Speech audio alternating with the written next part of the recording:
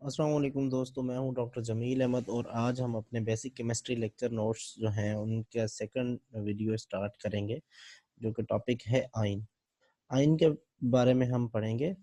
Ion की definition पे सबसे पहले तबसरा करेंगे कि आयन जो है that is an atom or molecule that has no non zero net electrical charge.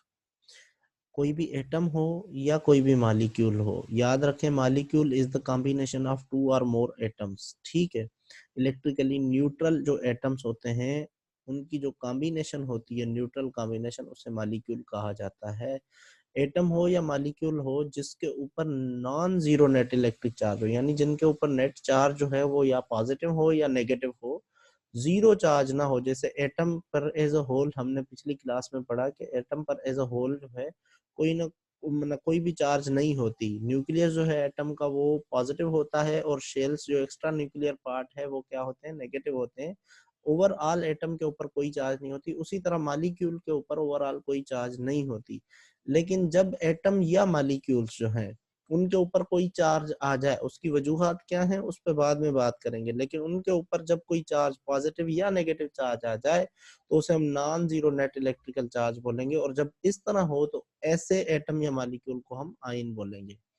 अब जी सवाल ये पैदा होता है कि ये आयन या बनता कैसे है, या एटम या मॉलिक्यूल पर चार्ज कैसे होती है। तो एटम या मॉलिक्यूल जो है वो जब इलेक्ट्रॉन या तो गेन कर ले या तो लूज कर दे। ठीक है, अब जब गेन करेगा एक या एक से ज्यादा इलेक्ट्रॉन, कोई भी एटम या मॉलिक्यूल इलेक्ट्रॉन को गेन करेंगे तो इलेक्ट्रॉन पे जैसा कि नेगेटिव चार्ज है तो जो गेन करेगा उस पे नेगेटिव चार्ज आ जाएगी। और जब कोई लूज करेगा तो लूज करने से एक नेगेटिव चार्ज लूज कर देगा और उस वजह से उस पे पॉजिटिव चार्ज बढ़ जाएगी। लिहाजा इलेक्ट्रॉन को गेन या लूज करने से net non zero electric charge बनती है और जिसकी वजह से हम उसे आयन कहते हैं। सो इस तरह हम कह सकते हैं कि an atom or molecule which has lost or gain one or more electrons is called as ion. Okay, उसके बाद हम बात करेंगे जी, आयंस होते हैं दो किस्म के, एक पॉजिटिव आयंस होते हैं, दूसरे नेगेटिव आयंस होते हैं। नेगेटिव आयंस को हम एनाइन कहते हैं।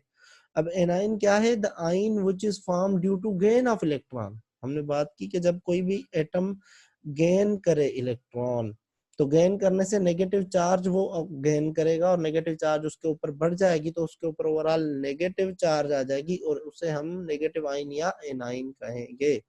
अब जब भी कोई एटम जो होता है वो एक इलेक्ट्रॉन को गेन करता है, अब हमें पता है कि किसी भी एटम के अंदर नंबर ऑफ जो प्रोटॉन्स हैं जो न्यूक्लियस में मौजूद होते हैं वो इक्वल होते हैं नंबर ऑफ इलेक्ट्रॉन्स के। अब जब कोई भी एटम एक इलेक्ट्रॉन गेन करता है तो उसके नंबर ऑफ इलेक्ट्रॉन्स बढ़ जाते हैं नंबर ऑफ प्रोटॉन से। लिहाजा ओवरऑल नेगेटिव चार्जेस ज्यादा होती हैं पॉजिटिव चार्जेस से, लिहाजा उनके ऊपर नेगेटिव चार्ज आ जाती है। ओके, तो ये तरीका है एनाइन के बनने का। अब केटाइन या पॉजिटिव आयन कैसे बनता है? पॉजिटिव आयन को केटाइन कहा जाता है।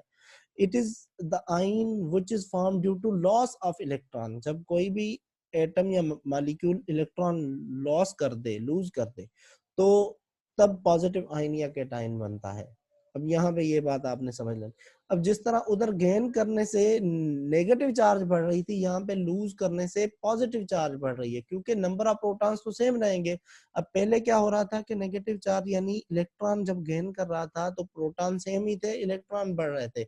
अब भी प्रोटॉन सेम ही होंगे लेकिन इलेक्ट्रॉन लूज करने से नेगेटिव चार्जेस कम हो गई, लिहाजा लिहाजा हम इसे कहेंगे कि भाई ये जो है क्या है, मतलब ये पॉजिटिव आयन बन गया।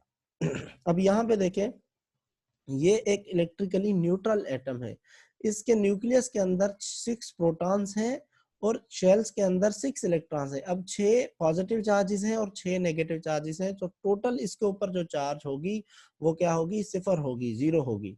लेकिन जब यही एटम जो है वो एक इलेक्ट्रॉन सपोज गेन कर ले, ठीक है, सपोज ये एक ऐसा एटम है जिसके न्यूक्लियस के अंदर 5 इलेक्ट्रॉन्स थे, ओके, और शेल्स के अंदर भी न्यूक्लियस के अंदर सॉरी 5 प्रोटॉन्स थे और शेल्स के अंदर भी 5 इलेक्ट्रॉन्स थे। इसने क्या किया कि एक जो प्रोटॉन है और एक जो इलेक्ट्रॉन है वो गेन कर लिया। अब जब एक इलेक्ट्रॉन गेन किया तो इसके पास टोटल 6 इलेक्ट्रॉन्स हो गए और 5 जो है वो प्रोटॉन्स हो गए।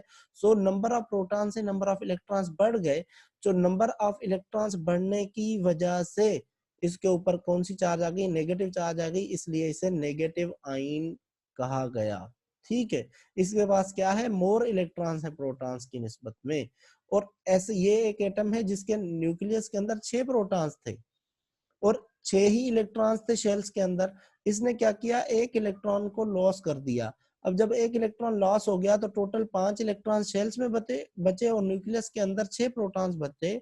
तो टोटल 6 प्रोटॉन्स हैं और 5 इलेक्ट्रॉन्स हैं, तो पॉजिटिव चार्जेस जो हैं वो ज्यादा हैं नेगेटिव चार्जेस से, लिहाजा इसके ऊपर पॉजिटिव चार्ज आ गई। This atom is positively charged, more protons than electrons होते हैं। ओके, अब आ जाए कि भाई एटम्स जो हैं वो किस तरह, एक होते हैं मोनो एटॉमिक आइंस, ऐसे आइंस जो एक एटम के बने होते हैं।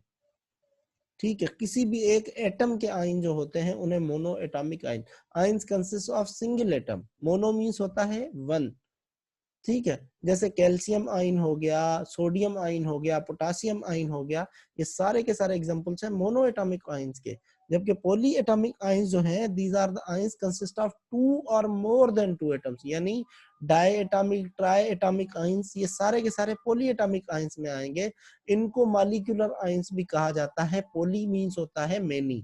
ओके, जैसे ये कार्बोनेट आयन है। ओके, इसी तरह से मतलब ये बनाए जाते हैं। और ये हमारी टॉपिक कंप्लीट हो गई। अब नेक्स्ट टॉपिक में मुलाकात होगी।